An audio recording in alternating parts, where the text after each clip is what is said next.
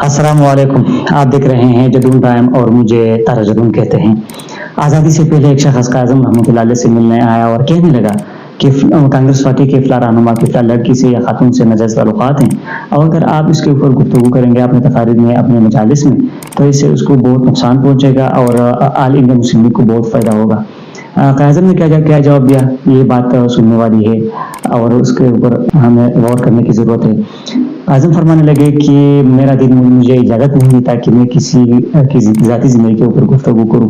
میری کانگریس سے کوئی ذاتی لڑائی ہے نہیں، اور سیاسی معاملات ہے اور سیاسی معاملات کو سیاسی طریقے سے ڈیل کرنا چاہیے۔ تو یہ تھے ہمارے لیڈر قائد رحمۃ اللہ علیہ اور ان کے کردار کا یہ عالم تھا۔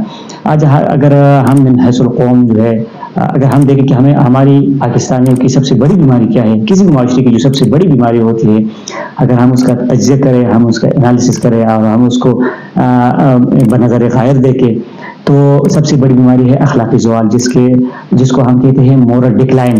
تو یہ سب سے بڑی بیماری ہوتی ہے۔ اور یہ باقی معاملات ہے جس طرح کرپشن ہے یا جھوٹ ہے، فریب ہے، ڈاکہ زنی ہے، قتل و غارت ہے، جتنے بھی باقی ہے، یہی اس کی علامتیں ہیں۔ یہ سب جو بڑی بیماری ہے اخلاقی زوال، اور باقی جتنی چیزیں میں گنائی یہ ہے اس کی علامتیں۔ تو یہ ساری چیزیں آج پاکستان میں موجود ہے۔ تو اس کا مطلب یہ ہے کہ پاکستان ہم من حیث القوم اخلاقی زوال کا شکار ہے۔ اگرچہ اسلامی ملک ہے اور لا الہ الا اللہ کے نام پہ بنا تھا، اور لیکن ہم نمازی بھی ہے، زکوٰۃ بھی دیتے ہیں، صدقات بھی دیتے ہیں، اور عمرے میں ہم دنیا میں ٹاپ پہ ہے اور حج میں ہم دوسرے نمبر پہ ہے۔ لیکن جو ہمارے جو کردار ہے، جو کردار ہونا چاہیے ایک مسلمان کا، وہ ہم میں من حیث القوم نہیں ہے۔ کیونکہ اس کی وجہ یہ ہے کہ ہمیں یہ پتہ ہے کہ یہ فلاں چیز حلال ہے، فلاں حرام ہے، لیکن یہ سافر ہم اپنے ذہن میں صرف کاپی کر کے رکھے ہوئے ہم اس کو انسٹال نہیں کرنے دیتے۔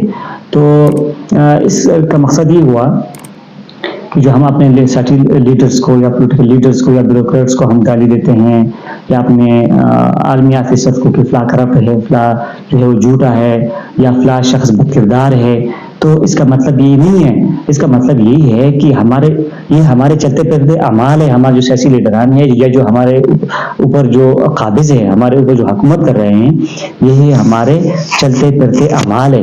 کیونکہ اگر ہم ٹھیک ہو گئے تو یہ ہو ہی نہیں سکتا کہ ہم ہو ٹھیک اور ہمارے حکمران جو ہے وہ اچھے اخلاق کے مالک نہ ہو، یہ ہو ہی نہیں سکتا۔ تو اس کا مطلب، اور حدیث بھی ہے کہ اعمالکم اعمالکم، جس طرح ہم ہوں گے اس طرح ہمارے لیڈرز ہوں گے۔ تو اگر ہم چاہتے ہیں کہ پاکستان میں تبدیلی ہو، کسی بھی معاشرے میں تبدیلی ہو، وہ معاشرہ تبدیل ہو اور وہ بالکل رائٹ ڈائریکشن میں جائے، وہ ترقی کرے اور دنیا میں جو ہے اپنا نام کمائے، تو اس کے لیے جو ایک بیماری ہے اور اس کے علاج کی ضرورت ہے، اور وہ ہے اخلاقی زوال۔ اخلاقی زوال کو ختم کر کے اخلاقی زوال سے اخلاقی عروج کی طرف جو سفر ہے، بیسیکلی معاشرے کی ترقی جو ہے وہ اسی ٹائم شروع ہوتی ہے، in from moral decline to moral elevation. تو امید کرتا ہوں کہ ویڈیو آپ کو پسند آئی ہوگی۔ تارا جدون کو اجازت دیجیے، اللہ حافظ۔